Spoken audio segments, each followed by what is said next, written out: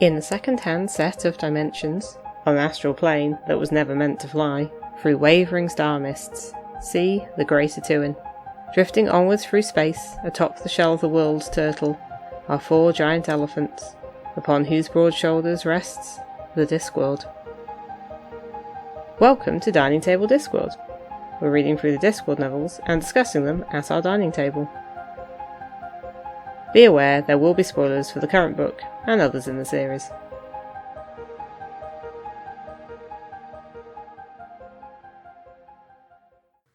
Hello everyone, Kathy here. Before we start our Carpe Jugulum episode, I just want to do a quick plug for a Carpe Jugulum show. Peculiar Productions will be showing Carpe Jugulum at the Gate Theatre in Cardiff between Wednesday the 8th and Saturday the 11th of April 2026. So if you're listening to this when the episode goes out around February 2026, you may well have the chance to get some tickets. If you're listening to this much later, probably a bit too late. I'm mentioning this because our friend Jane is involved in the production. Anyway, on with the episode. Hello, welcome to Dining Table Discworld. I'm Dave. I'm Kathy. And today we are on book number 23 of the Discworld series, and this is Carpe Jugulum, published in 1998. So, Kathy, what is our synopsis? Agnes is getting used to being the new Lancre Witch, with commentary from her internal alter ego Perdita. Magrat gave birth to a princess, and Nanny is bothered about the Omnium priest doing the naming ceremony. In a reverse Sleeping Beauty, everyone really wants the old witch to come to the ceremony and be godmother. She was definitely invited, but Granny Weatherwax doesn't appear. Meanwhile, the Count de Magpie, from neighbouring Ubervold, has used his invitation to bring his whole family, and only Agnes, with help from Perdita, seems to notice that they're vampires planning to take over the country. The Phoenix, Centaurs, and Blue Pixies, with a distinctive accent, are flooding into Lancre.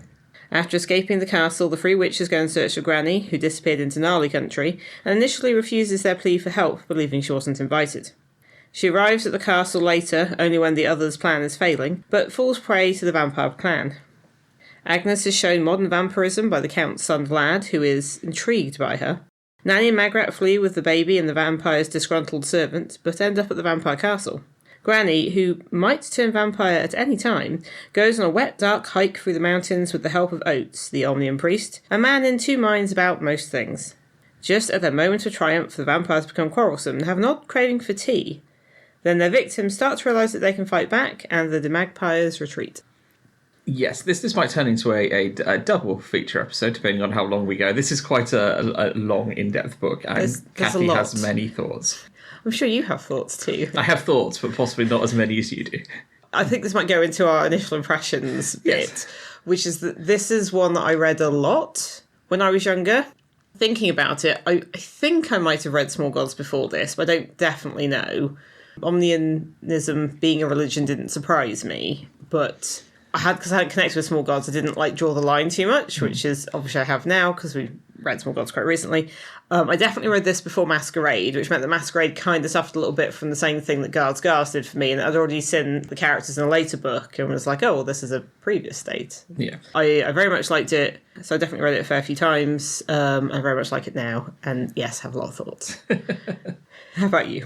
I don't think this one particularly...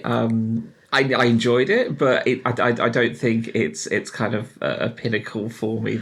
I like it for the things it introduces, which is a lot of things that comes through later books. I don't think this one was quite one of my formative ones like it was for you. I think this was just one that I read as I kind of went through the series. So. Sure, okay. There's going to be a lot of me now. I mean, that's not necessarily unusual, but... fair. Where Masquerade, as we discussed, is very much a book about twos, about dualities and double acts. In this, certainly for part of it, Gran is thinking in 3s, which is obviously just before she disappears. The idea is the 3 witches, which is something that I think this book might have been the first time I came across it. I know it's been used in lots of other things, and it is, the sort of triple goddess, the 3 witches is, in a lot of things, it's a big mythological, cultural sort of folklore type of thing. But in this, Nanny ends up explaining to Agnes after they realise that Granny disappeared when she was thinking 3s. And it's the idea of the maiden, the mother, and, as in this book, the other one. Clearly it's Crone. Yeah. But they never say Crone, they say the other one. It's a bit mean. The phrase needs to be reappropriated or something.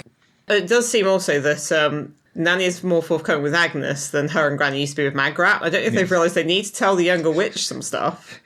Educate them. Or whether it's just that Agnes is a little bit more forceful with this sort of thing. But I was like, oh, at least that pattern's not continuing. Considering that they, went and kind of got Agnes sort of, and yes, and witchcraft had a recruitment problem in previous book. So, yeah, you've got the Maiden, the Mother and the Crone, and Nanny sort of explains that it's kind of more of a state of mind thing. Obviously, maiden tends to mean virgin, but some people are kind of maidenly even if they're married with children. I think she cites Agnes as an example. Nanny, who'd always been the mother, is very much said she didn't think she'd ever been maidenly, even before she, and then she's had like a dozen kids. And then the other one, I think, has different things to it, but the way it's sort of shown is that Nanny says that she's the one people call out for births, and Granny's the one they call out for deaths. Yeah. And the reason that Granny's probably having trouble with this is that with Agnes having been recruited, and it sort of seemed like Margaret kind of semi-retired and was being queen, but the idea she was pregnant, so that distracts for a bit. Well, we don't ever see the pregnancy, though. It's just Margaret suddenly has a baby.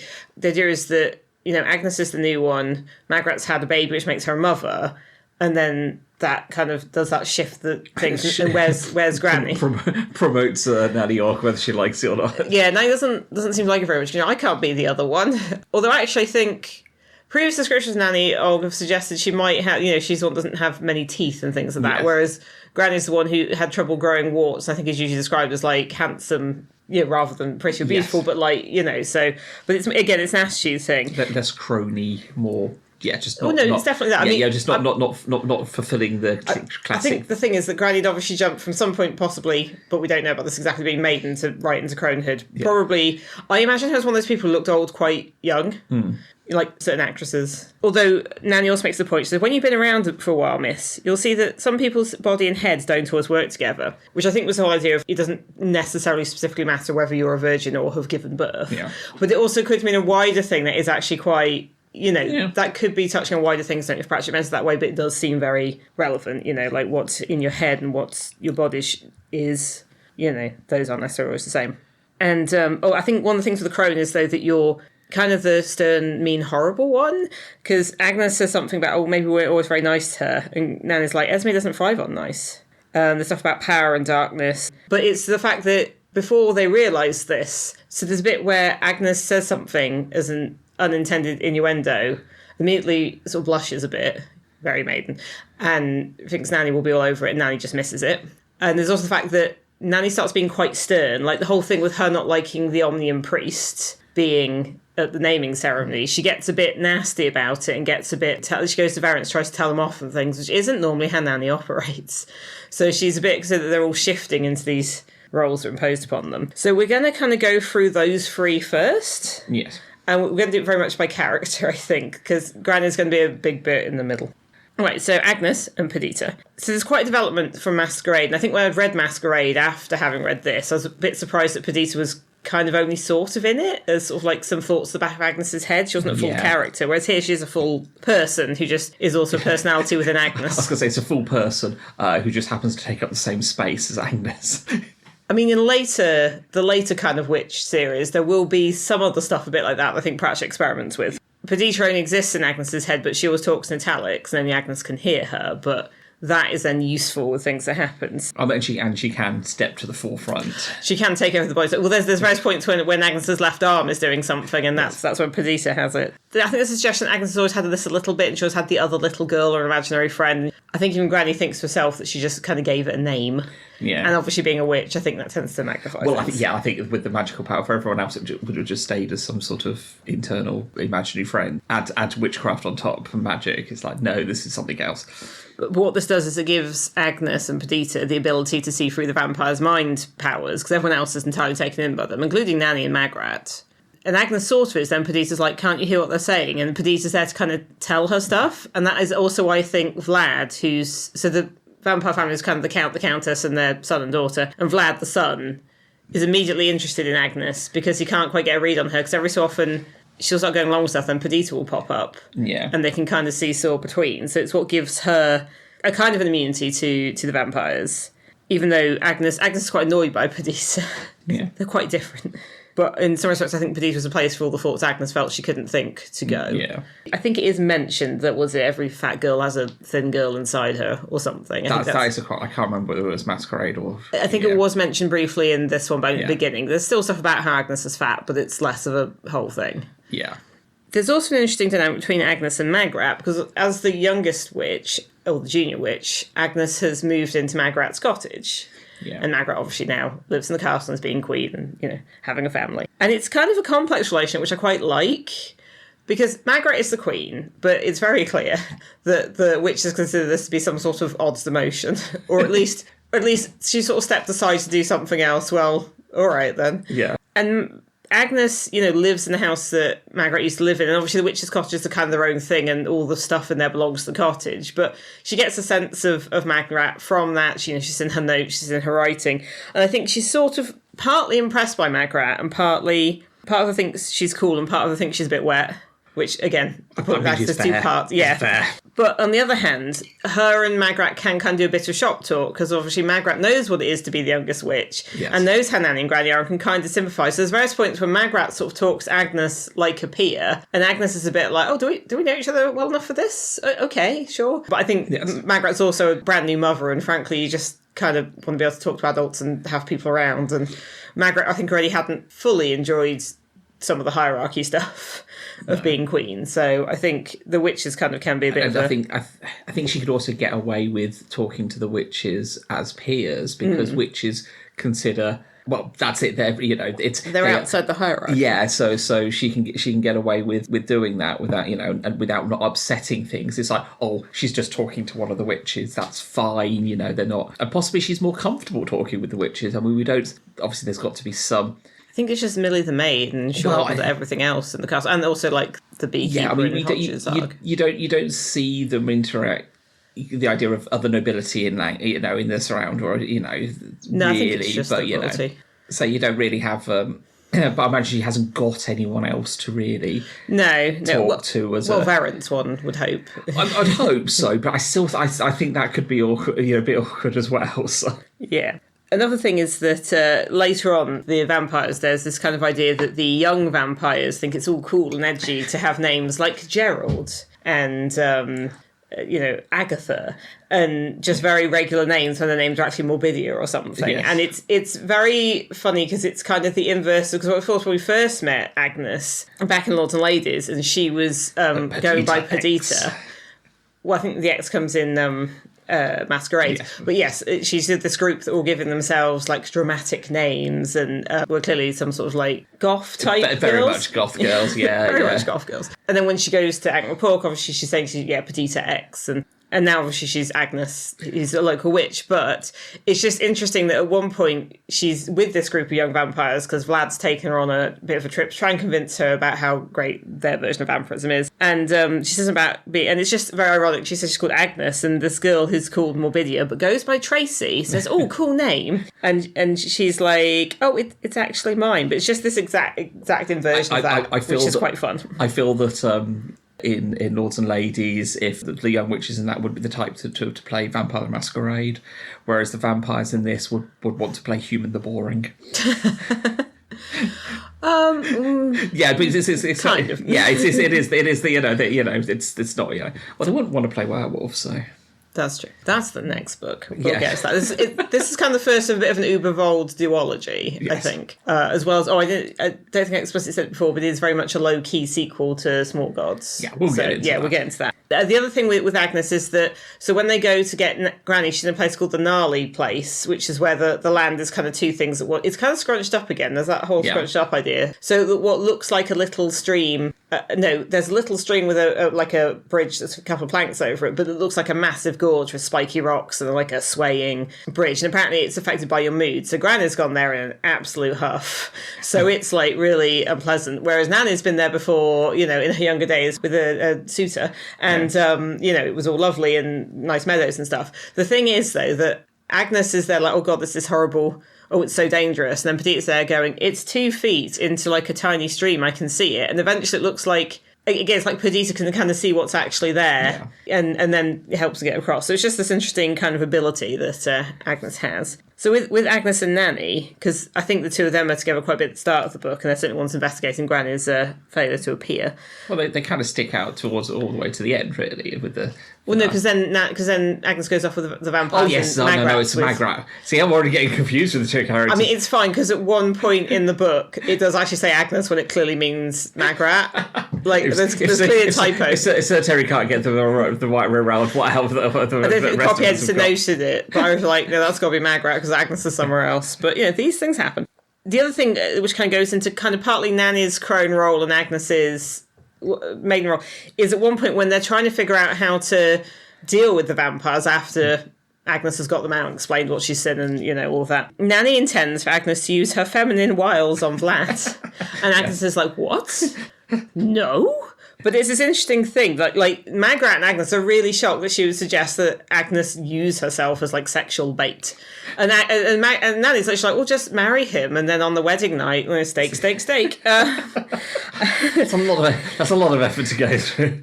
But the thing is, though, as Nanny said, she'd do it herself. Yes, like she's like, if I was a bit young, absolutely, I would do. It's just that he's not interested in me, and it does kind of go against the fact that my Nanny pointed out sometimes people are maidenly and that's just how they are. Yeah. But on the other hand, this isn't anything that Granny would come up with because she can't be having with that. No. But if you're going to be the ruthless one that does stuff, this is very much what Nanny's version of a crone is like. Yes. This is Nanny being the other, this isn't necessarily very matronly, but it is very the other one. Yeah.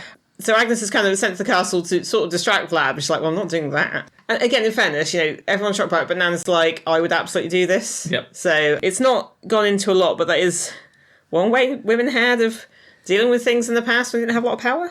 So yeah, with Nanny, if we go more into her acting like Granny at times, and people actually point it out before they realise what's happening. Like there's a couple of times at the ceremony when she's acting like Granny, and then she literally has to step in and be the godmother. Yes. So it's kind of this very literal, like, stepping into the role. But once Nanny realises that's what happened, she gets very annoyed by the whole thing. She's like, oh no, that's something Granny would say. So Nanny objects to Omnians because they did some witch burning. But then I think the priest Oates himself points out, well, at some point they burned almost everybody, to be fair. I think they were equal opportunities burners. I mean, this thing, she gets very stern with him, which again isn't normally how Nanny would deal with stuff. And then she kind of tries to go to Verence and tells him, no, you can't have him. And it's quite funny because you only get a bit from Verence in this, but Verence is described as sees Nanny as somebody who's usually behind Granny. And it's like, yes, that is what's happening. As I said, the last book was more Nanny's book. And, and Nanny tries to point out to him, it's like, does he know he's a silly man in a silly hat? And he says, oh no, she says about knowing him back when he was a silly man in a silly hat. And he says, well, I still am, but this one is heavier. Which is, again, we only get bits of Verence, but it's clear that kind of loyalty and duty stuff is still there, and he understands where it's from. And part of the problem is that Verence is trying to be all international and modern, which is why he invited the Magpies, who are obviously nobility from a neighbouring country. But the thing is, the subjects don't really care about that. No. Which I think, I'll go into that a little bit more later. Another thing with Nanny, because she's not doing her schmoozing thing so much, but that doesn't really work with the vampires. It's just trying to go in. No, they've already schmoozed everyone. They don't need to schmooze any further. Well, more meant Nanny doing it. Yes, but it's difficult to schmooze someone who is being mind controlled. This is the thing.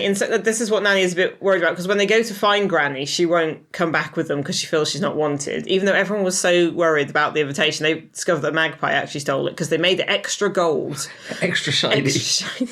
And they sent it first. Because it's a mental problem, a mind problem they're going to, and Nanny is very aware that is not her realm, that is not her thing. And she actually says she's not so good at borrowing, and she makes the comment to Agnes that Granny once had to rescue her after she'd been a rabbit for 3 days. And Agnes says, rabbits sound dull. And Nanny says, they have their ups and downs. Which was not a joke I got as a teenager. And I don't think Agnes gets it then. No, I don't think Agnes gets it at all, yeah. Okay. Maiden to mother, that's... Yes, I think later on, Nanny's then the one who kind of ends up talking to Igor more, and that's kind of how you find out more about him, which is more on later. So she's sort of like, gets pulled out of the main action, is very much in the sort of side bit with her and Magrat. So speaking about Magrat, so as we say, she's developed to be, she's a mother. Is she the mother? I don't think that's quite clear yet. I've also put in my notes, that's certainly a parenting style. Oh, yeah. Yeah, the royal family's idea of... Well, Francis read a lot of books. Which is reasonable. I mean, they're both very let's look at a book about it, which true. is relatable. Unfortunately, they are wanting to get little one off onto the best start they can by... She's literally already a princess. By bombarding her already with everything. And she's like 2 weeks old, and... I must say, having given birth and reading this book and seeing what Margaret does and being like, she only gave birth 2 weeks ago. It must have been an incredibly easy birth. Also, who has done the birth? I'm guessing not Nanny or Granny. It was probably the actual midwife, Mrs. Porchick. Yes. Who is mentioned at another point in the book I'll get to. But I don't think she would have got one of the witches to do it. Oh, I know. Even though Nanny Og is obviously the best midwife, which is mentioned in the later book. Yes. But I imagine they were on standby, but...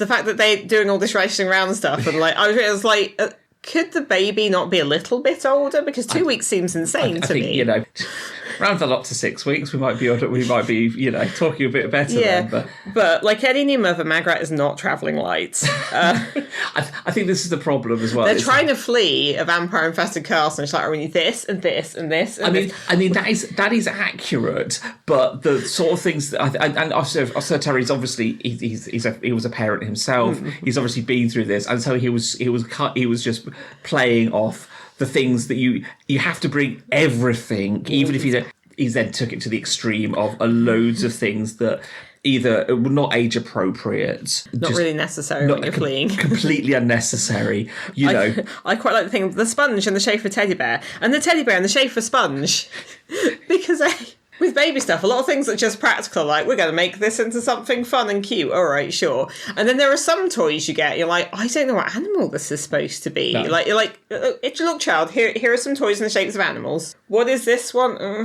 It's an animal. That's all we've got. We'll just assign it noise and have done with it. Yeah, I think that is quite a fun bit of it, you know, having been there, done that. Well, obviously not escaping a castle that have been over vampires, but having to... I don't recall that, but I mean, the early vampires are a little bit of a blur. Yeah, I was right, we didn't. I just remember thinking I was hallucinating a rabbit. Yeah, we just had the rabbit. Turned out to be an advert. We just had the rabbit incident, and that's completely different altogether. But yeah, you do pack. You know, you do end up finding yourselves packing more. I think the first time we went away, I'm sure we took more things than we really needed. But that was only 6 weeks, and that was in a car, and that felt like a bit much. And this is like, you know, well, in fairness, they do get the carriage. But I don't know how much suspension there is on those things. And it's like rainy and dangerous. Yeah. Although, yes, there is the thing where both Ference and Margaret are like, oh, we think the baby is very advanced. It's like, oh, we're trying to get her, you know, like they've got books for her and they've got stuff they're going to show. It's like, she's 2 weeks old. I mean, focusing is not really a... Yeah. It does. I mean, in some respects, I can see that you want a baby that's at that very much they're just portable sort of stage. Yes, I mean, which works. I mean, but I think you can do that a bit later. You should have done that at 6 weeks. Yeah. Anyway, so Margaret's in it a bit. I think the key thing Margaret does, and she talks to Agnes a bit. There's all the baby stuff. She's sort of there to be the person holding the baby. There is a point where a vampire has her, and she's just trying to sort of fight him off a bit, but can't really do anything because obviously physically incredibly powerful. And then, they lock her in the crypt bit, thinking it'll be safe. And then someone's like, oh, but what if one of the vampires turns into mist and goes to the keyhole? And they're like, what? And this is a repeated phrase, like, anyone who knows anything about vampires knows they, and then there's something. And they're like, oh no. But then they go down, Magris has, you know, quite resourcefully caught the mist in a jar and then shoves it down a well. They have it's Eagle's laboratory, workshop. I guess his servants' quarters. But but he had those plenty of jars around. That's true, yes. So yes, those are the ones who are in the Free Witch role. But now I want to talk for a little bit about quite Reverend Michael Oates of the Omnium Church, and also how this is a low-key sequel to Small Gods, which I've now read and understood a lot better. So the one question is, how long is it since the renovation, which your brother does? I still don't think you can really pin it down. This is the second sort of view of Omnianism we get. So obviously we get the one in the Guards books, which is very much riffing on the Jehovah's Witness style. Mormons also do the door-to-door thing as well. Yes. Basically the very evangelical ones who come to your door. But this version of Omnianism we see through Mighty Oates' eyes, it's a lot of fighting in amongst itself, a lot of scripture that's been created and, you know, books that have been, you know, written. And then how much of that, you know, I think we may be looking at 100 years. I think it's more than that. I mean, I think So the whole thing with Brother is obviously that book at the end encompasses about 100 years. We know that from the book. And it mentions the renovation, not in this book, but in Small Gods. Yeah. I kind of find it quite funny. I can't remember if I mentioned this in Small Gods episode. It's called the renovation. Because when, in English schools, you're taught about the Reformation, you're just kind of taught about Henry VIII, and then kind of, his kids go back and forth on it, and then we end up with, like, Elizabeth I and the kind of, middle way thing. But the way it's mostly presented to us, and I know this is what Soterior is riffing off, is through interior design, because I remember having worksheets, like, this is a Catholic church, it's got lots of gilts, it's got lots of incense, there's a rood screen, there's lots of candles, it's very decorated, it's very, very decorated. It's like, this is a Protestant thing, but weirdly it was a Low Church Protestant thing. Yeah. It's like, there's just a table and some seats, and also the Bible's in English, not Latin. And, and it's just almost a bit like interior design. And I think it wasn't until I was doing a history A-level that some of the differences between Protestantism and Catholicism were properly explained. Because before it was just a matter of like, colour in these churches. This one's very ornate, this one is not. If it's very shiny and smells very fancy, it's Catholic. If you have to bring your own cushion and then that gets you scowled at, it's Protestant.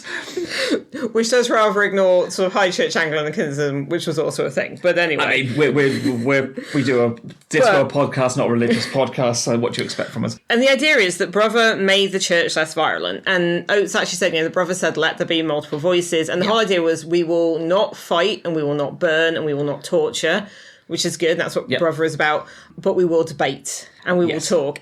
But the thing is, he mentions there have been multiple schisms. So to me, clearly what Pratchett is talking about now is, it could be early Christianity, you've got the whole Council of Nicaea, and it doesn't mention that. It mentions there are various convocations and councils and all sorts of things, and they decide this and they decide that. I think it's mostly aimed at Anglicanism and presumably the Church of England. Yeah. Although I'm saying that as Church of England is the only church I've ever personally worshipped in or had much knowledge of. Yeah. Oates is there as this very uncertain guy, so he's quite reverend, which means he is, I think, a full priest, but he's like the lowest level of priest, I'm guessing. Yeah. I get the impression. But it said that the Omnium Church has had innumerable schisms, which to me does feel like it's been a few hundred years. You can do a few schisms in a short period of time if you do them properly. I'm just thinking about stuff like with the early church, you've got what is the nature of Jesus? There was loads of discussions, people came up with different things. Constantine the Great was like, no, people just decide this now. And then you had orthodoxy and heresy.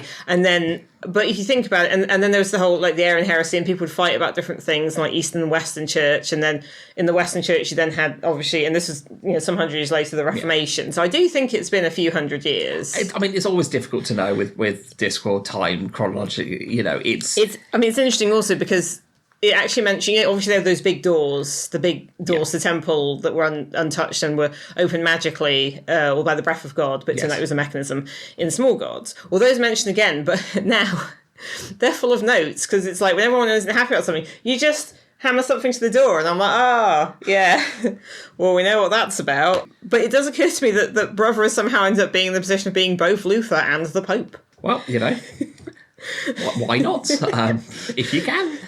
Yeah. It is interesting. Obviously, they're using Terry Pratchett is using omniism as a stand-in for various Christianity, religion stuff. So, and, as I say, chronologically in the Discworld gets a little...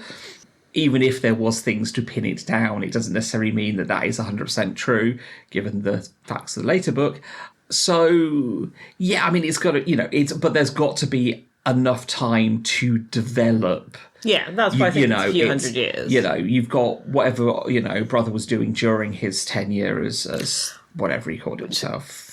I don't recall. But the highest. But he did ask for a lot of libraries, and then that is mentioned. And what I think is interesting is that Oates actually has looked in the libraries. Oates likes to read, but you get the impression that all this knowledge has been accumulated, and they've got all these libraries, but no one's really looking at them. Everyone's kind of coming up with their own thing. But again, it might it be that kind of the commandment was go gather knowledge, but didn't say anything about what to do with it afterwards. Yes, well, that's... some of the texts we have now exist just because of various sort of early Christians saying monks had to, because of the monsters writing things down. It's interesting because Oates is kind of this character. He like Agnes in Perdita, isn't affected by the vampires because he's described as being in two minds about everything. And he even has this that he kind of thinks, there's a good Oates and a bad Oates, which is sort of like the idea of there's what he thinks he should be thinking, and there's other things he thinks. And he always wants to take both sides of it. And I mean, I think when you're young, you sometimes get to a point where you're like, oh, well, I'm going to see both sides, or I'm going to take both sides and consider things. And he's very much, by nature, someone who tries to see both sides, something in both sides of every question. And I think that's just how sometimes people are when they're not sure about stuff. But I do feel like there's also an element of this being like maybe a comment on centrism, which is obviously something of an issue now. It's, we have to see both sides of everything. It's like, one of these is awful, though. And it's like, oh, but we'll see where they're coming from. It's like, well... If we'll see where they're coming from, they can go back there. Well, that would be, yes. But yeah, he's not affected by the vampires either, but he gets a lot of headaches. He's very worried and concerned about things. And the thing is, he always feels, he is a reverend, but he feels uncertain about his faith. Like, he believes in it, but the church keeps schisming and stuff like there's old songs he really like that are full of like vim and vigour, but all those aren't suitable now. And, they keep doing new leaflets and they keep changing this and changing that, so you can't keep up with it. I think Oates being, someone who has read, in a position of reading a lot about his religious texts and finding the contradictions, the things that... Yeah, I think he also found stuff from other religions that were like, oh, well, wait, why is... Yeah, these things are all similar. This which, we do get, if we compare, around world religions, you get a lot of crossover. But yeah, he's most likely sat there and gone, well, hang on a second. Well, if this is true, then... How can this be true? Well, it says in the book that he found things that would account for what are described as miracles, and he found similar stories from other cultures. And he's really just waiting for Om to kind of appear and just sort of say to him and have some certainty, but that's not what faith is. No. Also, and he's just so anxious. He reminded me a bit of Chidi from The Good Place. Yes. But having said that, that's how he is internally. But like Brother, he does have a core of decency. Yeah. And this comes out very much... with Granny. So, he's turned up to this kingdom. He was asked if he could do the naming ceremony for the princess, which should be very fancy and, yes, quite a high status thing. But he's a bit unsure about that because most of the Lancre people aren't so interested and because Nanny's a bit against him. Also, I think you get the impression he's been there for a bit and he's not being able to coax anyone to come to his he's got like a little tent. Yeah, he's trying to bring on to the masses and no one's really that interested. Yes, and... Also, there's the fact we didn't mention, he kind of messed up. The naming ceremony in Lancre is that no one can say the child's name until the ceremony, and whatever the priest says is the name. And so her name, I can't remember the whole thing, but something like Esmeralda, note spelling of Margaret. No, it's Esmeralda Margaret, note spelling of Lancre. Oh, that was it, yes. Because Magrat wanted to avoid... Magrat, because her mother just mumbled it to the... But yeah, so it does mean the baby's name is actually note spelling. Like, yes. That's part of her name. So Oates then... So the thing is, Oates, while this should have been his good moment, then it feels really, really bad and spends the whole, after part of the ceremony being very apologetic and also being slightly harassed by Nanny Og. And then Agnes kind of feels bad. But he hears about Granny Weatherwax and hears that she's this very influential member of the community, but also that she's not there and people are a bit... I think he gets the sense people are worried. And he thinks, oh, an old lady, they're worried about her health. So what happens is that Oates ends up being the person who's with Granny during the time when they're not sure if she's going to turn into a vampire. Yes. The other witches have had to go... Well, I think Agnes kind of sorts it out, but then Granny goes through this whole big thing, and then she basically says, right, you've got to take me. And it's raining and it's dark, and they end up walking through the mountains to Uberwald, into Vampire's Castle. And this is where I feel like it's quite... Because Oates himself actually thinks at one point, because sometimes he's helping, and she is horrible to him the whole time. Yes. And there's a point when he's kind of carrying her along, and he thinks, I wonder how Brother would have dealt with this. So it is a mirror and a reflection. You've got an uncertain young man who's travelling somewhere unfamiliar or dangerous. I mean, Oates is wet, and... Yeah. Brother's was a desert, and helping someone despite the problems it causes. Because the thing with Granny, she keeps kind of going in and out of consciousness a bit. And at one point, actually, they come across some... Terry Pratchett had decided in this book that the demonym of folk from Lancre was Lancrastians. And I listened to a fair few history podcasts, and I want to say Lancastrians so badly each time, although it kind of makes sense. It comes across some of them, and Granny immediately is like, Oates kind of doesn't count. Granny immediately pulls herself together, and Oates is, and when they were like, oh yeah, and Oates is like, don't you feel like she's an old lady and she's out in the cold and she's clearly unwell, but she's holding herself together, and it's this interesting thing where her people, she will stand up and be she'll proudly hold herself up. So Oates appeals to them to, like, help a poor old lady, and there's mutual confusion because to them, she's more like a monster. I was going to say, which we'll get to a bit. It's like, should she be allowed to be out, in the dark? What if something happens? It's like, yeah, but they're not worried about something happening to Granny. They're worried she's going to happen to them. So yes, yes, and yeah, you do, and she's very much, and then she goes round a corner and basically goes, "Is anyone looking?" And then basically goes, yeah, because Oates he isn't one of her people, so he doesn't count. She can kind of show weakness in front of him, but it's just a sign of how. And there's a lot of, let me hold your arm. This is Granny to Oates. Let me hold your arm because the ground is slippy and we won't want you to slip over. And it take Oates for a bit of time to realise that no, just go with it. I mean, you've got this incredibly hard, determined older woman with this incredibly uncertain and kind of wishy-washy younger man.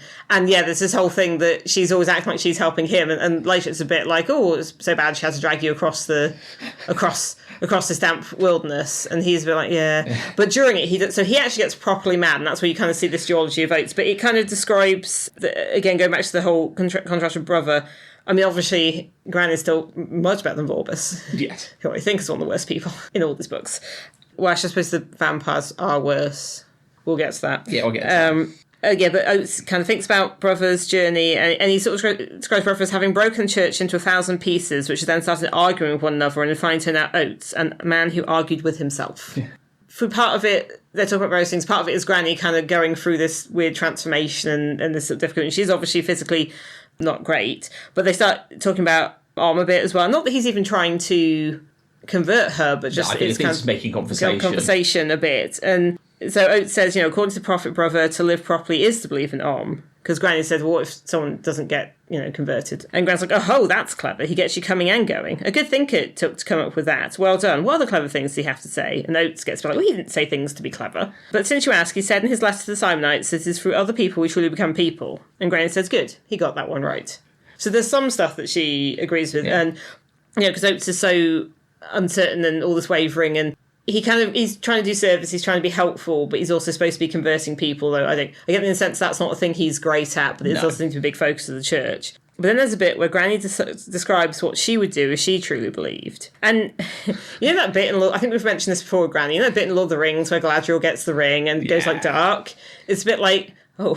Yep. Or, like, it would put Joan of Arc to shame. She says, I don't think it's fashionable right now, because it seems to me that if you see evil, you have to wring your hands and say, oh, dearie me, we must debate this. You'd be happy to let things lie. Don't chase faith, because you'll never catch it, but perhaps you can live faithfully. And again, that does feel like a comment on a lot of things right now. Yeah. Too many things. And Oates thinks to himself, oh my God, if she ever finds a religion, what will come out of these mountains and sweep across the plains? And you're like, yeah, which is also why, because at this point we're still not sure if Granny's going to become a vampire. And again, that's a horrifying prospect. And this other thing, Oates is carrying her, even though, it's dangerous because it's slippery and it's wet, and he doesn't know where he's going, and she does, but it's dark. But also the fact that at any moment she could turn into a vampire. Yeah. But this is like ways like Brother. It's just like, well, this is what I'm helping this person. I'm getting through this. He's got that kind of decency to him, and I think that's the bit that's important, but he doesn't know that, which is kind of sad. But yes, he's also, sort of sacrificing himself to an extent, or putting himself in danger to an extent, which is just what Brother did. And I guess it's nice that it's that, but there is the interesting thing that, when he's thinking about he wants a sign or something, because all the other gods of Discworld will turn up and like yell at you. Smite people. And it makes the point that Om is the silent god, and it's like, oh, this feels, very, very like modern religion. So Oates is, that's quite an interesting character. And then Granny's, and he does get really frustrated with Granny. At points does start thinking annoying, angry things at her, which he'd normally suppress. But at some point he does kind of start getting really testy with her. But she doesn't mind that. As, Nanny said, Esme doesn't thrive on nice. No. So she actually has more respect for him when he's like getting all riled up at her. Yeah. And I think we'll just go into like Granny a bit more, because this is very much... she's very absent from the first kind of third of the book, and then it's like absolutely her. Obviously everyone wanted Nanny to show up. She didn't. She felt snubbed. She went and hid. Editing Kathy here, just to say that this next section has brief mention of a stillbirth. If you're not in a place where you can listen to something like that, just skip ahead about a minute and a half or 2 minutes. Well, actually, she didn't go and hide initially. So because she's still at home, not naming ceremony, what happens is she gets called over to a birth. Yes. Now, this mirrors a bit in Masquerade. And in fact, I thought in Masquerade it was that bit, this bit. It's different. There's, so I think it's Mrs. Porchick, who's the midwife. Not sure if I wrote down her name. It's gotten too serious, the midwife. What's happened is basically a woman who's heavily pregnant gets kicked by the cow. Yeah. And so she's bad, and the midwife isn't sure what to do. And you've got the farmer there waiting anxiously outside the barn. And what happens is, as in the Masquerade bit, when they're her and Nanny travelling, death comes. And, it's like a life has to go. And I mean, in that, that's when Granny was getting a bit, big for a big for boots. And it's kind of like she ends up arm wrestling death. And you're like, okay. But this isn't that. This is less bombastic and a bit more. Granny saves the woman and helps the cow, which just had something stuck in its leg. But it's the baby. And it was a boy. And this thing, when the midwife comes, she says, oh, it's a boy. And it's like that information is... Because it's still in the kind of time when, boy babies are more... Yeah. And the midwife gets a bit... The midwife, who obviously had Granny called, gets a bit... Oh, you should have asked the father. And Granny turns to him and says, well, what had he ever done to me that I would hurt him so? And the whole thing with this thing, with Granny, and I think is the big thing with the other one... Because, Granny's been called out to this because it's going wrong. And somebody's not going to make it. And she does sort of say, the woman's young and don't let him hurt the cow. They'll need it later. So I think the idea is that, as far as you can tell, this woman can still have children later. But it's about making the choices other people won't make. Yeah. If somebody comes to this man and says, well, who gives him a choice, who are you going to say? Thankfully not been in that position, but could have been, and that would it's like, you can't... And there's this whole thing about being on the edge, between the light and the dark. So a half moon is mentioned as this, but the idea that there's light on one side, there's dark on the other. And there's even a thing that Nanny said quite early on about... there's this power and darkness to the Weatherwaxes, like as a lineage. Yeah. It's just about Granny's always standing beside herself, and she says, sometimes I reckon she's terrified she'll go bad without noticing. Yeah. Which was kind of thing Masquerade was, that Nanny's trying to stop her. We've always had that with Granny, the idea that she is a trip and a stumble into gingerbread houses. Yeah, that comes all the way from Weird Sisters, really, with the... Yes, and it mentions, that her grandmother... Alison Weatherwax, who does seem to be different to Black Alice, went off. And Lily Weatherwax gets mentioned briefly, obviously, call back to Witches Abroad. But there's this thing where Granny thinks about what's called the little secrets choices that aren't presented as a choice and happen quietly in homes. So this isn't like a big thing, it's not statesmanship, it's not... It's life and death, but it's small and domestic, who gets saved... And if you can just sort of be like, this is a thing that happened, then no one thinks there was a choice. And she has that herself. And it also mentions there was a time when, she thinks back to a time when there was somebody who got drunk and basically killed some kids. So she turned up and she said, right, well, he's going to be executed. And she makes these hard decisions, she doesn't have to, but no one likes her for that. No. And then they start saying, oh, well, it was just because of the drink. And, oh, well, he'd been all right in other ways. But it was safe to do that because he was gone. Yeah. But the reason he was gone is because she made the decision. And the thing says, if there's justice for everyone, then what are you on the hook for? Everyone's... And again, that whole idea of the Lancre men, Oates says, oh, shouldn't you help her? And they're like, no, people need help from her. Yeah. That Granny is seen as this terrible figure because this is what she does. And it's a service and it's needed. I think, she also says stuff about hurrying people along. If there are people that are suffering, then... It did make me think of, I think it was George V, but there was definitely one king who got hurried along out of life by the doctor a bit quicker so that his death would be announced in the better papers, not the broadsheets. He was dying, he wasn't going to live, but which newspapers get to report that was obviously a thing back in the earlier part of the 20th century. But but it's that sort of thing, and I think that's where the other one bit comes. Yes. You're being the line between light and dark. And this thing, when she's in a kind of comatose sort of state, there's very much this idea that there's bright light on the one side and there's blackness on the other, but the light is blinding and harsh and the black is comfortable. Yeah. And that's when you're kind of seeing her teetering between, what's she going to become, what's going to happen, because the point is the vampires got her and they all turned her. Yeah. So she should be a vampire and a subservient one to them. So there's the place with the sand. Yes. Which I think we've already had, and it was in Small Gods, obviously, very specifically with the desert. I don't know if that's where it started, but there have been other times where people have been somewhere and they talk to death and it's sandy. Yeah. So that's clearly some sort of, Realm, death, sort of space. And I know it's there later, and, Granny hears all these voices, but they're largely just her. And it says, this was a test, everything was a test, everything was a competition. Life in front of you every day, you watched yourself all the time. You had to make choices. You never got told which ones were right. She always said riches stood between the light and the dark. And the voices from the shadow try to sway her, and she says to them, but her, and again, this is where it's going back to twos, I think, a bit of duology. I fought you every day of my life, and you'll get no victory now. I know who you are, Esmeralda Weatherwax. You don't scare me no more. Because Granny's thing and the way she defeated Lilith was that she knew who she was, and she always knew who she was. Yeah. But it kind of reminded me of Vimes a bit, because the thing where Nanny says she's always looking over her own shoulder, afraid she'll go bad. Yes, yeah. Vimes hasn't started that yet, but that's coming with Vimes in a different way. Yeah. But Granny, and I think, let's face it, Granny and Vimes are kind of the big two. Very much so, of the whole series. Yeah. In certain respects, and certainly in respects of interiority and this sort of thing. I think about Vimes is going to have a whole stuff with Dark and stuff later on, but I feel like this is where it is. Well, I think the thing to say is she when she goes to the Narnia Press, I think she's in some respects as well hiding from them.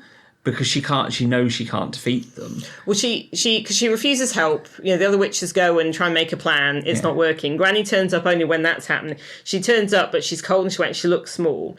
And the Count is apparently, the vampires in this are very genre savvy, but in different ways. He's quite genre savvy, and he's like, oh yes, the set piece battle, the Great Gamble, the Weatherwax trademark. And I'm like, has he read the previous books? Yeah. He's like, well, I know there's going to be a Weatherwax then.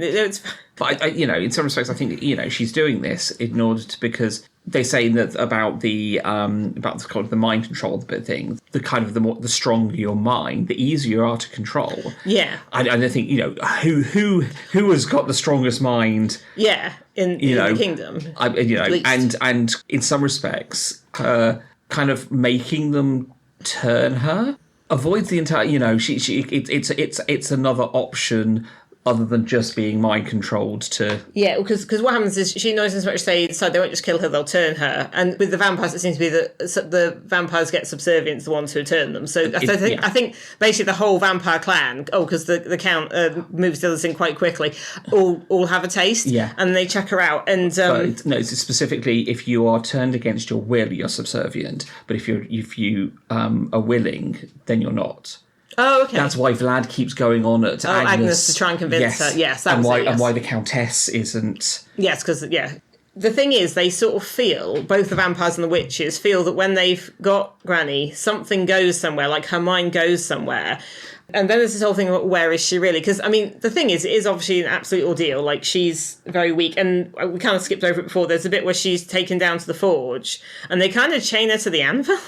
Yes. And Granny does that thing with temperature. Basically, it gets really, really hot because she's putting all of her pain, all the fever and all of that into it. But again, there's the fact that when she wakes up, they're not quite sure what it's going to be. And then when she does seem to be an old woman, that's when Oates takes her on. But there's still the fact she could turn into a vampire. Oh, and I just realised the other bit I didn't talk about, but is the big quote from this that you always see in this, is when her and Oates talking about religion, so just going back to that, or at least talking about sin.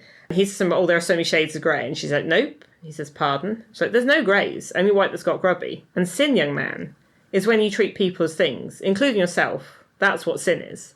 That's the quote you see all over the internet. Yeah. And then he goes on and goes, I'm sure they're worse crime. And she's like, but they start with thinking about people as things. Obviously, that's the one that gets used a lot, but she said it to Lilith Weatherwax back, you're treating people as though they were things. And then there's a bit where Agnes gets really angry about people being treated as things. And then Agnes also, so Vlad sort of takes her to this village the vampires run. She sees how awful it is, which we'll get to shortly. Yeah. But she says something about not treating people as things. And Perdita's like, where did that thought come from? And there's this whole idea of where is Granny? So Nanny's obviously thought that Granny's in baby Esmeralda. Yeah. And Agnes maybe thinks she wouldn't do that, but then thinks, where is she? And she thinks maybe she's gone into the priest in Oates. Yeah. And then Lacrimosa, who's the Count's daughter, and is incredibly unpleasant, she thinks that she's in Agnes. Which doesn't like Agnes anyway, so any excuse. Yeah. And then Agnes and Perdita are like, that's silly. And it's like, wait, but is it just us in here? Because then Agnes sort of does some stuff that seems a bit nasty. Mm. And it's like, how would we know? So there's just this really skillful thing of the various places that, like, different people suggest, like, obviously Granny has gone somewhere, but where is she? Even though she's also still walking along with Oates. Yeah, it's just, that's quite skillfully done. There's lots of different options for what Granny could have done. And again, it's not quite your standard Weatherwax ending, but we know there is a Weatherwax ending coming. And as I think we mentioned before, this is the last Weatherwax ending. It's kind of the big one. I just quite like the fact that the Count says something about, we aren't inbred elves or gormless humans. And I was just a bit like, has he read all the other books, But... Like, he knows there's something tricky, he knows it's going to be something, but, no one sees what it is, which I think shall we get to if we talk about the vampirism? Yes, vampires. These are, a new breed of vampire, yes, new generation. Modern vampires in which the Count has been basically teaching his family through aversions training, but basically microdosing or something. Yeah, microdosing of garlic and holy water and all sorts of holy things, actually. Yeah, and because this is the new modern vampire. It's not like his father's day when it's his uncle. Is his uncle? The old Count is the uncle. Yeah. Where you had this castle and just lots of things lying around that could easily be turned into shapes of holy items. Although given the number of gods in the Discworld, that's I think the point is made difficult. later. It's like once you see the patterns, almost anything is holy. Yeah. And you don't leave things lying around that can be used to hurt you. And you don't have big windows with twitchable side curtains if sunlight hurts you. Yes. So he's thinking, no, we're going to do, and we're going to make it more modern. And I think it sounds all right until you see the village. I think that is the one that really. So what I'll just say before that is there's kind of again a bit of a dark mirror thing between the Count and Varence. I think. I mean, obviously, Varence is very well intentioned. Yes. And he's read all these books, and he started a crop rotation. He wanted to have a parliament, and people don't really turn up to that, and they just keep doing what they're doing because his job is just to be ruling. And why is he trying to actually get them to do things or make decisions? Like that's what he's here for. And there's a bit actually when Nanny and Magrat are talking in the carriage, and Nanny's a bit like, Magrat feels bad. Like people don't respect Varence very much, and Nanny's like, could he try like shouting and stomping a bit? It's not really how he is. Be a bit more kingly. Varence starts saying to Nanny about when Genua sneezes, when Ankh-Morpork sneezes, Genua catches a cold, looking at stuff internationally, even though Lancre's tiny and people largely don't care. But it's this idea of, I'm going to be all modern and stuff. But him being modern is how, because of course he sends an invitation as the king, which invites the vampires in, because the invitation thing still seems to be a thing for them.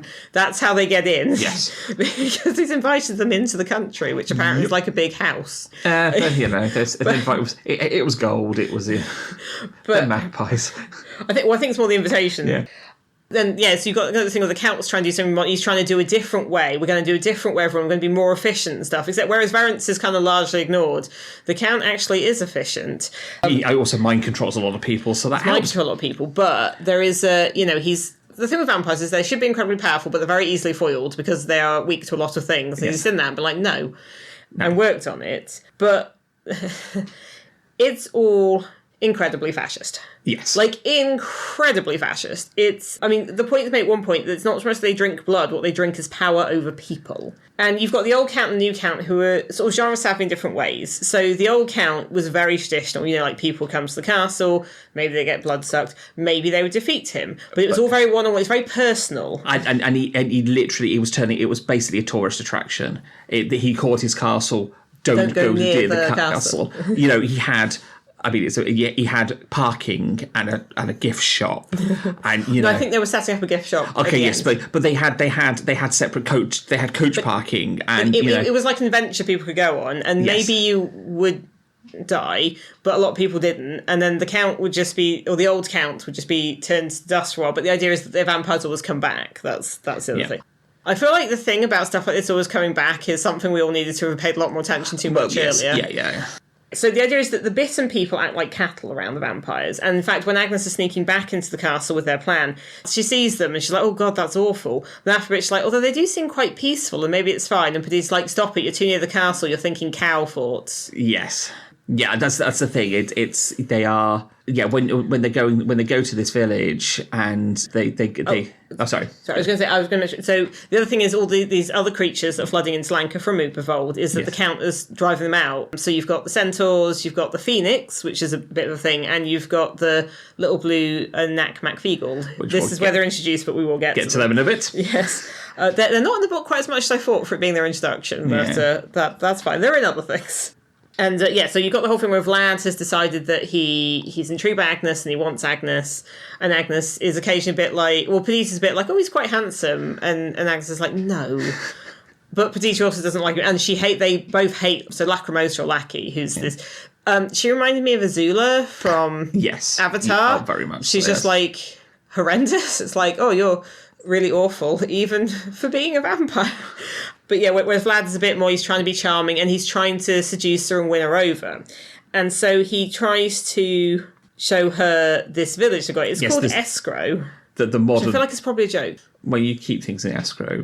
You hold. Yeah, that's what I was thinking. Oh, maybe it is that. There's something there. Yeah, there's something. But yeah, this is a horrendous village where obviously they go there to feed, and they appear, and the count rings this bell, and the head of the village, the mayor, and they bring them all out, and they have this. They're in rows. So it's like a drill. They have like this cute. Well-drilled. And I'm using scare quotes here around cute, word I'm looking for, ceremony when the child gets over, I think it was 13. I thought it was 12. 12 anyway. So now they can drink their blood. There's this. Well, they do a little bite. They don't drink it, they bite them just to like mark them, and they get a badge, and it's just all this like. And it's supposed to be like this kind of like becoming an adult type ritual. And there are smaller kids running around between like it's a big family thing. But but you can tell when you actually look closer, that they are terrified. They are, The mayor is overseeing it all, but he won't kind of look him in the face. And at one point, Agnes sees his face, and it's like the most haunted face she's ever seen because he's overseeing all this. What it made me think of was The Lottery by Shirley Jackson, which I don't believe you've read. I don't think so, no. Okay, I won't. It was actually written the same year Pratchett was born. Okay. Classic. Yes, it's this story of a thing happening in an American village, and all these people gathering like, oh, we're having the lottery, and it's this thing every year, and it becomes increasingly sinister. It's worth a read. Okay. I mean, admittedly, I first read it as a spoof on something else, but I have gone and read the original. Like, it almost seems nice, except it's nighttime, everyone's out there. Yeah, it's this, and it's clear what happens is basically there's some form of lottery, and that's how the vampires feed. Yeah. But this whole town is just like a blood reserve for them, but these aren't people; these are things. Yeah, and it's the count is putting this modernisation. He's saying, no one's killed, people aren't taken away in the night. No. Everyone's fine. And like. I think it even says something about like helping their economy or something, or like rewarding them, and I think Agnes says something sarcastic about, maybe they should get prizes, and like maybe we should introduce some sort of scheme with badges or something. That might be nice. And it's like, what? But I mean, it goes to show immediately though, as soon as for reasons, the vampires start not being losing their upper hand. Suddenly, everything the tables are turned very quickly. This is the thing. So what happens is that Agnes is sort of protesting this a bit, and this is the thing. Like, no one's speaking up. So Agnes actually says, "Well, no." Lackey gets fed up and is going to just go and bite some guy, but properly bite him, and she can't. And then the second they see that a vampire can't bite someone, the people suddenly... And the mayor, who'd just been absolutely cowed, is suddenly trying to strangle the count with his gold chain. Yeah. And a lot of the vampires do actually, I think, get killed and knocked out. The point is, this is happening... And then, because then Vlad kind of gives in, actually... Because, I will say, but before this, which is kind of a clue, Vlad, at some point, said, Agnes asked Vlad, like, why is he messing with her rather than just bite her and be done? He's like, but I couldn't be having with that.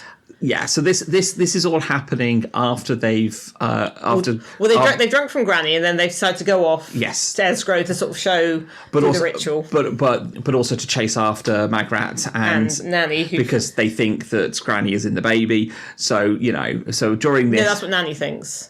No one else is sure that's an option. Okay. Still, they want the child because Well, she's the princess, and that's just extra leverage on Lancre. So they've this is all happened. So and as soon as any sort of weakness, it's like no, that the entire village. This is not. They are not enjoying this. They don't like it because what happens is the vampires find they can't bite people. Yes, like they physically can't do it, and as soon as villagers realise they turn on them, and it's this obeying in advance thing. Like, I mean, the village has obviously been cowed. Yeah. But as soon as they realise we can fight back, they absolutely do, and they are brutal. I mean, the Count and his whole family get away. That's when Agnes gets left behind. And they're not quite sure what Agnes is going to wake up as, because they did see Vlad bite her. Vlad bites her and then legs it. But then she wakes up herself, and somebody's going to try and hit with a frying pan. She's like, no, and she meets some of the villagers a bit more, and they're now actually... But she's the one who says, what you need to do, send runners out to all the other villagers and tell them what happened this night. Yeah. And then Petite's like, why did you do that? That's very nasty. And they're like, yes. I mean, it's sensible, but not necessarily something ruthless, though. Yes. And is that Agnes? Because the other thing is the vampires start getting really tetchy and argumentative and bickering. Yes. And there's quite an interesting bit when, Lacrimosa's got a bit fed up and turns on her father, the Count. I mean, she's always been a bit kind of grumpy and spoiled, and sort of says, well, but, starts arguing with them. Like, well, what is this? Why are we doing this? What is all this nonsense you're doing with us? And he's like, I'm just looking out for you. And she's like, for what? She's like... We're immortal. You're just going to boss us around forever. And then she's like, Vlad was right.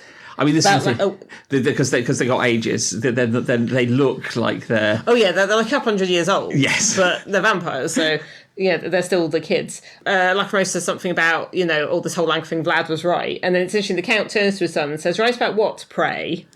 Pray has an E in it there. Yeah. Has an E in it.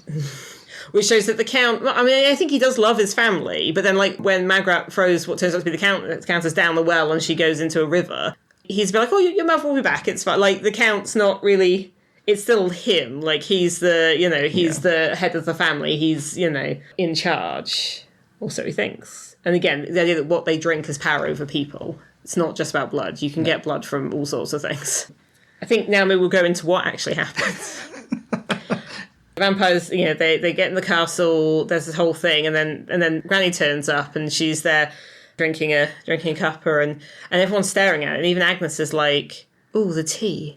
The tea. Ooh, and they're like, oh, we've been cursed, and they keep thinking, oh, it's her, the witch has done something to us, but no one knows where she is or what she's done. And she's there drinking some tea and chatting to them and telling them off. And she just pours it on the ground, like, and what happened was that Granny didn't go borrowing, she didn't hide her mind. What she hid her mind in was her own blood, which they all drank. Yeah. And then Agnes got bitten, so she also has it, which is... Because there's a bit where, when Lacrimosa is saying, she thinks that Granny's hiding in Agnes, and Agnes and Petite like, well, it's just the two of us in here, isn't it? And it's like, well, how would we know? Then this is the last Weatherwax ending, and it's a bit different to the others. But again, there's that thing where Granny goes up against something much more powerful than herself. Yeah. There's uncertainty if she's going to win or if she's going to die. And she does win in a way that no one expected. Yes. And she does something unprecedented. And this is... basically making them all... Well, to be weatherwaxed. To quote her, I ain't been vampired, you've been weatherwaxed. Yeah, I mean, because this is the thing. You do, but when you have the first confrontation, it's obvious she's absolutely... She pulls out her big guns and tries to... And she's completely and utterly outmatched. She's outmatched in terms of mental magic. Yeah, which is her forte. So yes, she has to do something else, and in this situation, it's just... But there's the fact that, I mean, I say that the first clue was quite early on when Vlad's talking to Agnes and says, I couldn't be happening with it. And at one point, Agnes sends people out to villages and it's like, oh, that was nasty. And Agnes is like, well, they were treating people like things. And you're like, oh, wait a minute. So then Agnes has it. Yeah, so the vampires can't bite anyone and they can't kill anyone because Granny wouldn't do that. Yes. And I mean, at one point, the Count's holding Magrat. She's like, well, you can't hurt her because I wouldn't do that.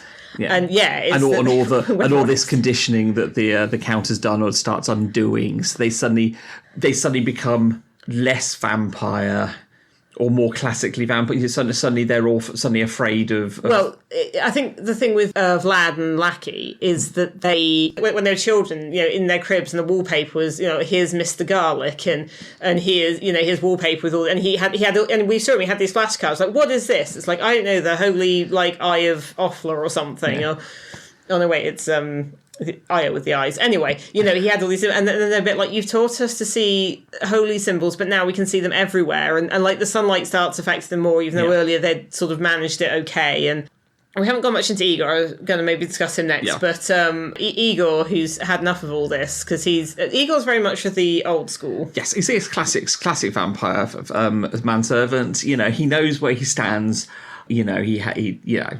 And it is appearing right behind you. Yes. Because that's the thing. As part of the modernisation thing, they've cast out all these other creatures. That's the other thing, there's all these other creatures that are supernatural, which is, kind of what they are. But they've decided, no, they're the New World Order. Yeah. Yeah. And so they're casting out all the superstitious old stuff, which is why all that stuff flows into Lancre. But they also don't like Igor, and they see him as a bit of a degenerate, and he's just very disgruntled. But yes, whenever the Count says Igor, he always behaves around and goes, "Yeah, master." And he still stopped doing it. It did remind me a little bit of Janice in the first series of The Good Place, like she does appear behind. Yes. But yes, the whole family get really annoyed by this because he goes around encouraging spiders and putting dust on things and making sure the doors are really creaky, and they're like, "Igor, stop it." But Igor gets fed up and he's like, "I've had enough of this." Well, because also they killed Scraps. Yes. Crap. Well, poor Scraps. But Never kill the dog. So Igor actually goes and resurrects the old Count. He, of course, is currently... Well, he's dead, but only temporary. Yes. That's the point. The vampires are only ever temporary because they turn into dust and then they just get resurrected. So, and the old Count comes and deals with his great niece and nephew. But what Granny sort of says is, because they're sort of like, "Oh, how can we deal with the Count?" Because obviously the Count's the key thing. And they're like, they're thinking different ways they could kill him permanently. Could they give him to the sailor and shunt him off the rim, and then he's in space.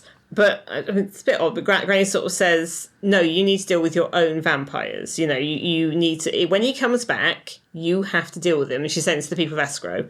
It's like, teach your children, don't trust the cannibal just because he's using a knife and fork. Yes. The Count was so polite and made it seem like an arrangement and all of this. Yeah. That's the thing, just because you come nicely doesn't mean you're not taking... No, which is kind of the point of, again, we should be more aware of this, is the reminding, the having the history and yes. And, pointing out, people, if people are doing this, they are not the good people. It doesn't matter how... Even if they're in evening dress and they talk a bit posh. Yeah, how fancy they might be. If they're doing this, they're not... Bad. Yes. Yes, so that's a important lesson. Yes. So I think we're going to Igor a little bit, because this is, again, an introduction of Igor not as an individual, but as a group. Yes. Although it only seems to be one family in this. So you've got Igor, and as we said, he's got very traditional, he's got the lisp, and Pratchett writes all of them. So every single S is a th, is a TH, but also so are all the soft Cs, and kind of anything that makes an S sound, which is a few different things, because English is a... weird language. Yes. And, at first Igor mentions he's got an uncle that's similar, because he ends up taking Nanny and Magrat out of Lancre, because he has the carriage and he's fed up with this lot. Wants to go home. Yeah. But he talks to Nanny quite a bit, and there's the idea he might be a bit soft on Nanny. Yeah. Which Magrat introduces, and Nanny's a bit like, okay, and then Magrat makes some slightly dirty jokes, and Nanny just wasn't expecting that, and Magrat's like, well, I am a married woman now. So that's a little bit that Magrat manages to get on Nanny, which, doesn't happen a lot. But yes, Igor sort of talks about, it's a family, and he talks about, basically, they do self-surgery, so he's got these scars on him, they do surgery on themselves, they reuse parts, it's basically kind of like a traditional cultural practice. It has his grandfather's eyes on the jar, yes, yeah. But they're very respected in the area, because, he talks about, he's prolonged people's lives by basically doing transplants. But then if they die, if any body parts are good, the family say they can have them. And that's kind of the start of this thing that when we see more Ubervold stuff becomes more of a thing. And then actually we see it coming into Ankh Pork later. So this is kind of the first point of a group that comes up a bit more. As Nanny said, people around here don't so much die as pass on. And Igor says, what goeth around cometh around. Yes. He's a fun character. Pratchett does a lot more with the kind of the idea later on and integrates him into the what. But quite a bit of it... Well, it's not him, it's Annie Igor. Yes. In this, it just seems to be a family, and he mentions his uncle Igor, but obviously Pratchett builds on it, it becomes like a whole, again, group. Yeah, because, Igor's, this type of Igor is a horror classic. I mean, Ubervold is basically a land of hammer horror. Yeah, and of course, when we mentioned Scraps earlier, being his trusty canine sidekick. He's made of various different dogs. Yeah, made of different number of them, and he has two of those things. He likes to wag them. He's got two tails, so he's extra happy.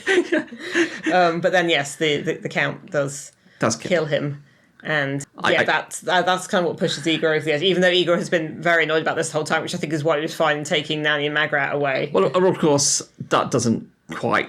I mean, obviously, what are eagles and hammer, horror well known for? Well, he does bring scraps back, and I do like the interaction with Death. Yes, yeah. Death is trying to get his scythe. Yes, Scraps is playing fetch with it. And as Eagle does the thing, and Death basically goes, Eagle fires at the lightning rod. Yeah, it's like, yeah, fine, whatever. Yeah, it's like he can go back because it's the only way he's going to get his scythe back. But Scraps just a happy boy. So, yeah, Scraps quite cute. So speaking of things that start in this book and go into other stuff, shall we go on to the Knack McFeegle? Crivens! And maybe also Variants kind of by way of that. Big jobs!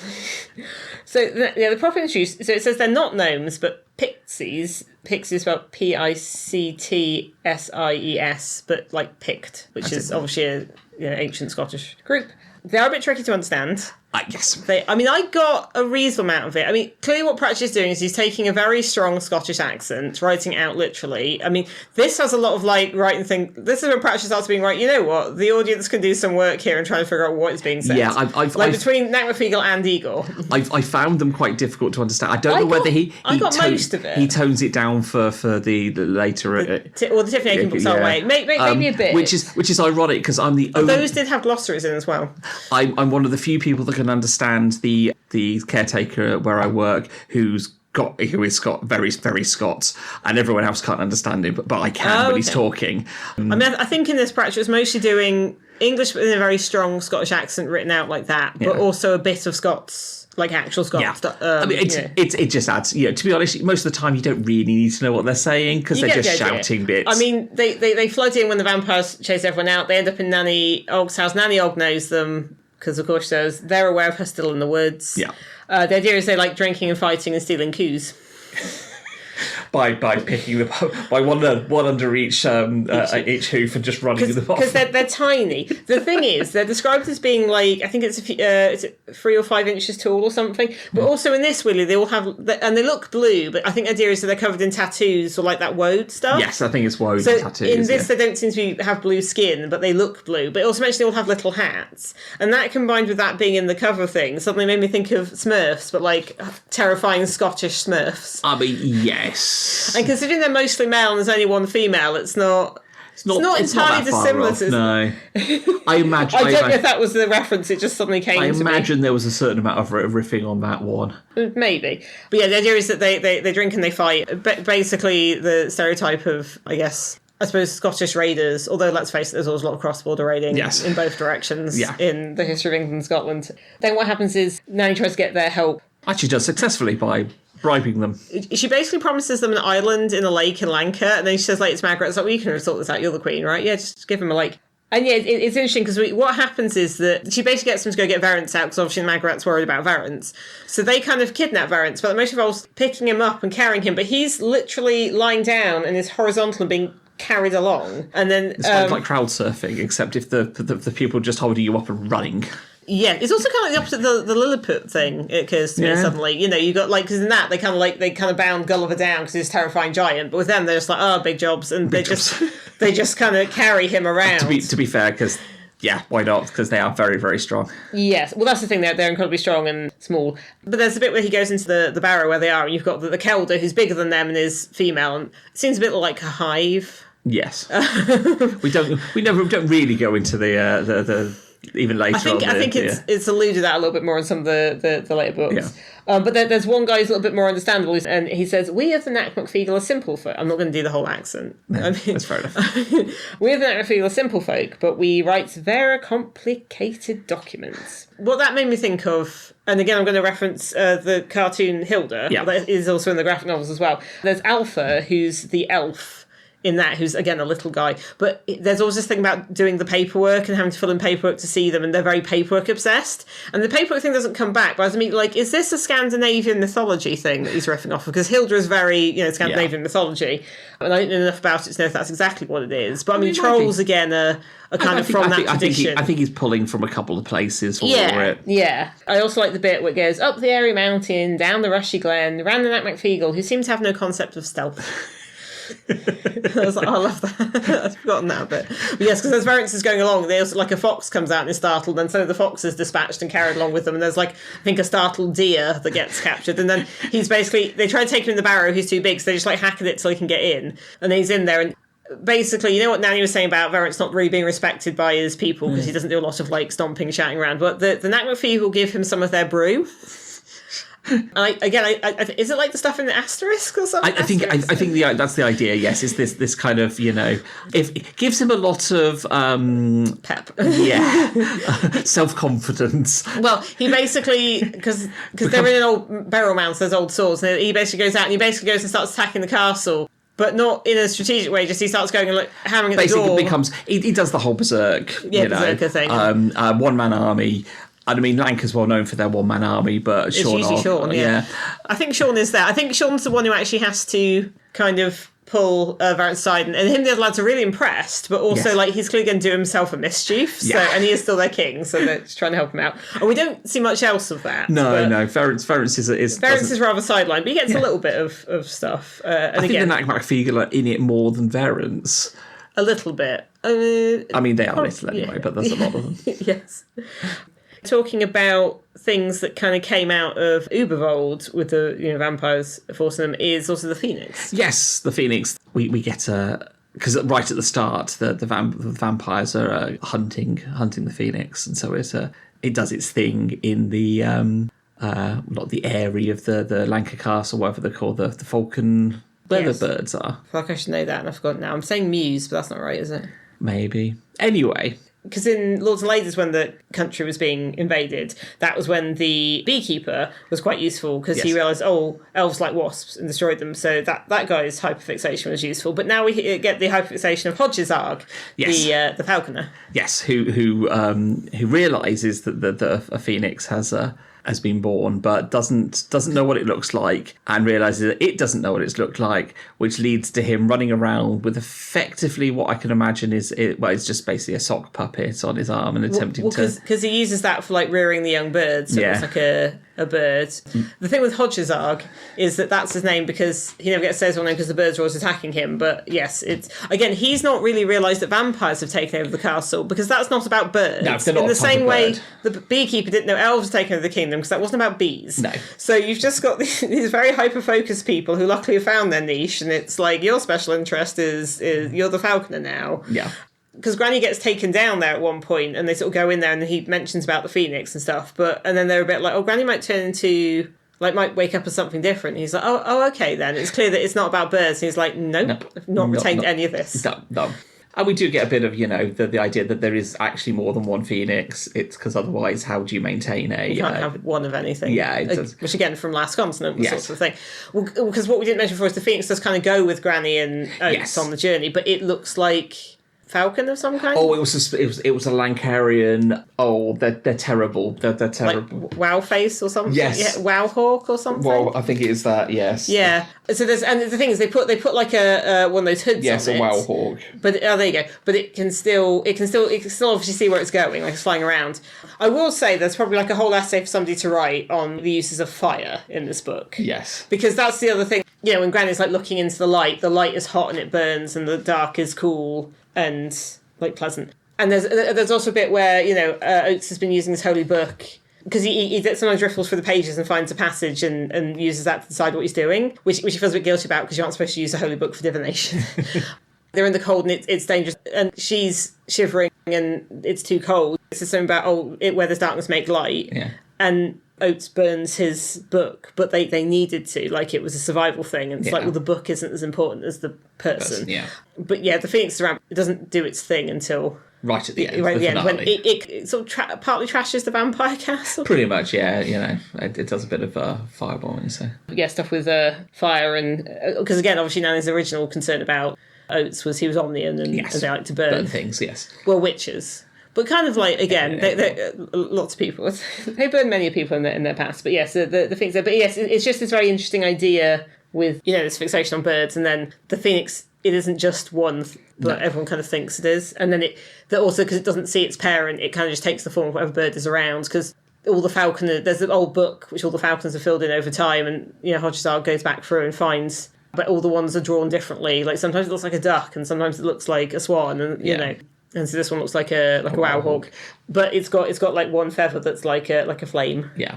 So I think that was like the main big subjects that I had. I mean, I've got a few things. No, that's fair enough. Yeah. Mm-hmm. So here's one. So as we know, because we know the whole series, and at this point, we know now that this is the last Witches book where we have them as the Witches. The final Weatherwax ending. Yes, because I've not read. Well, okay, you've not read this Crown, but the point is that from now on, the Witches are secondary characters within the Tiffany Aching books. Yes. So, we think that this is a good final book?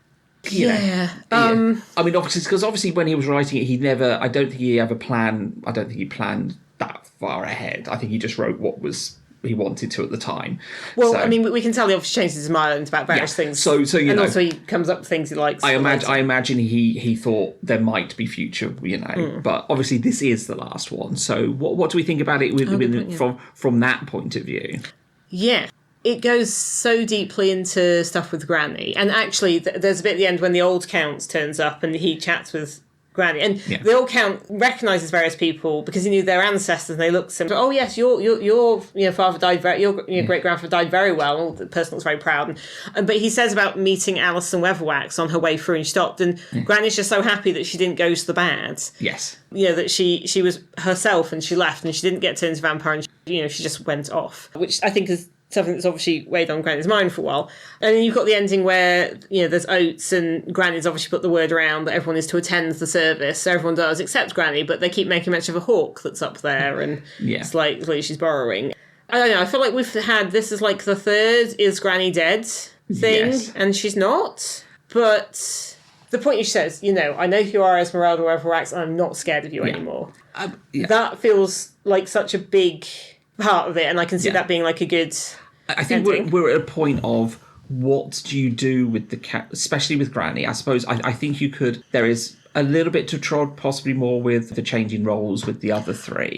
It's Agnes I feel is let down by this because obviously Masquerade was kind of her and Nanny's book in some respects. Obviously Granny's a big part of it as well, but Margaret wasn't even in that. I mean, Margaret's, she's a mother now, she's queen, she's got a sort of stable family. But Agnes, it felt like she was just kind of beginning, and we don't... Because I know that Nanny and Granny show up not in the first Tiffany Aching books, but some of the later ones, because it goes a bit more into Lancre. Yeah.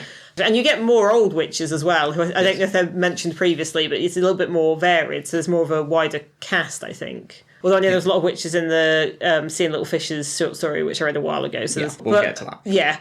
Yeah, I feel like Agnes is the one who obviously had some potential, but her and Perdita are still these two people. I don't think she doesn't get more. I sort of feel a bit like, oh, okay. I suppose the sort of the new witch finding their powers and place in society really gets taken over by Agnes. Not Agnes, Tiffany. Tiffany. Get the right one.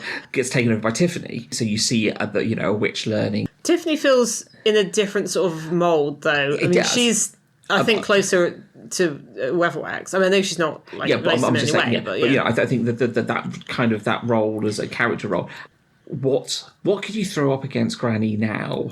You're running into things. I mean, even the previous book was she was getting too strong, and it was Nanny having to bring her down a bit. But she's up against somebody who understood that he was in a Weatherwax ending and thought he could defeat it. Yeah. Like that's your thing. But it's interesting to see her do the making the tough choices, the arm wrestling with death. No, the arm wrestling death was in Masquerade. Okay, this was her.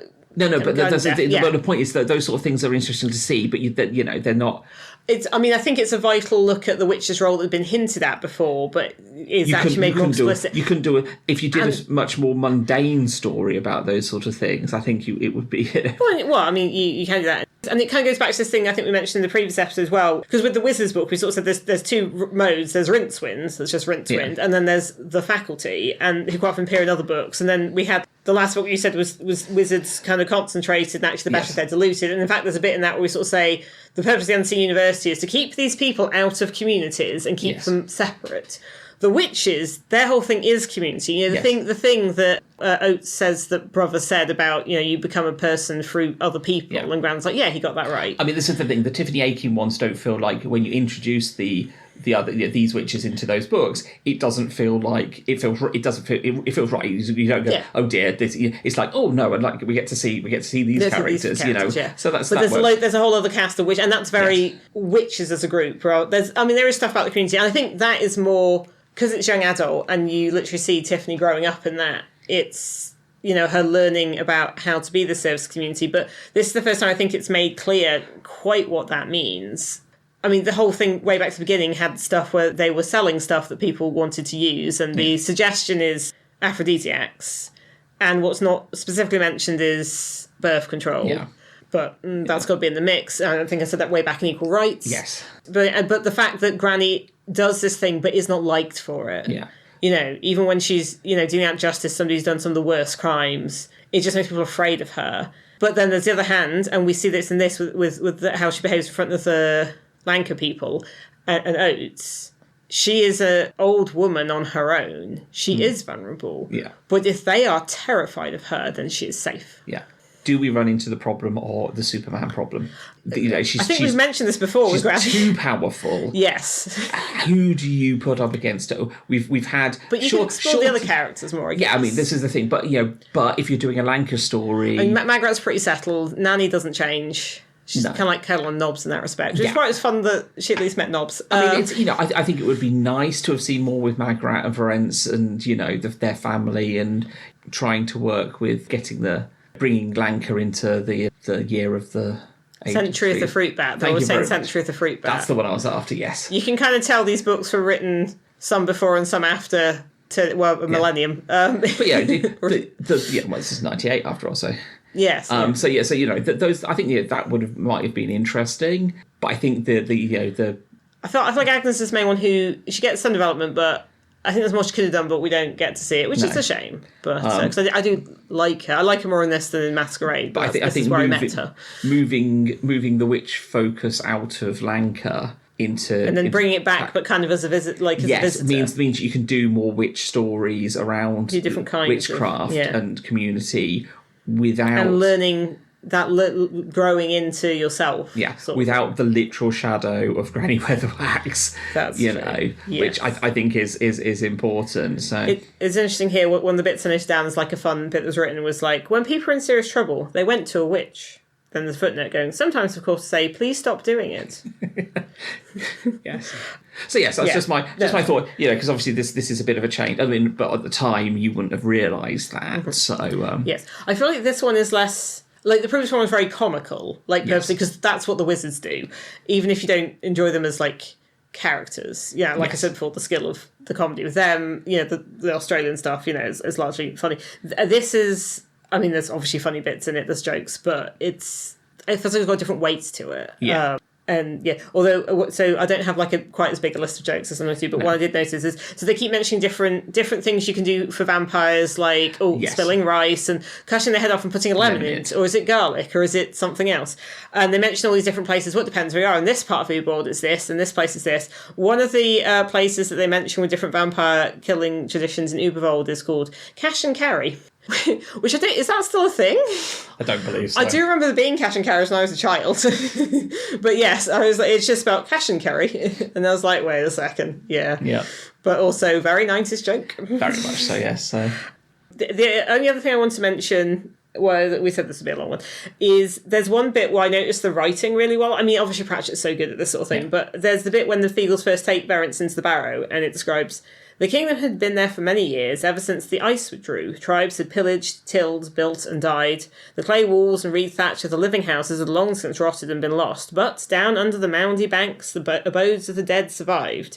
And I love that, because that's millennia of history. That's since the ice age of history in just 2 sentences. Yeah. Wow, that's so good. Sometimes stuff just hits you, and I don't always write it all down, and sometimes I focus on the jokes because they're a little bit easier to do. But I just saw that a bit, and I was like, oh, yeah.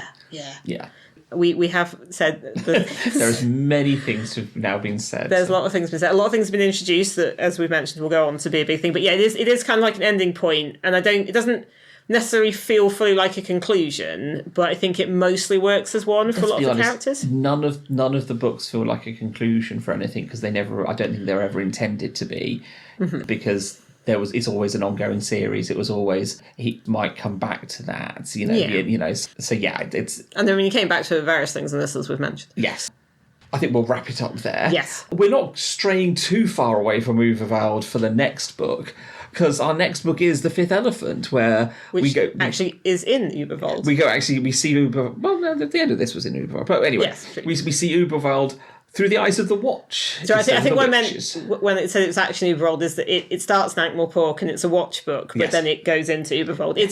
I think increasingly it's like Vimes has to go to a place and it's not Ankh-Morpork and he's not pleased about it. But, pretty much, yeah. I mean, that's a lot of it. I'm really looking forward to this because Fifth Elephant is probably my favourite watch book. Also, probably because of these books. I quite liked werewolves, more so than vampires. That's fair. We will get to that. Yes, next time. So thank you all for staying with us for this extended edition. I think we'll have to see. We might find there are increasingly longer episodes, but we'll take it as we come. Yes. But anyway, thank you very much for sticking with us, and we'll catch you next time. Thank you for listening. Bye. Thank you for listening to Dining Table Discworld. You can find us on Facebook at www.facebook.com/Dining Table Discworld. You can also find us on BlueSky at dtdiscworld. All our other contact information and credits for our music can be found in our show notes. Thank you for listening again, and we'll see you in our next episode.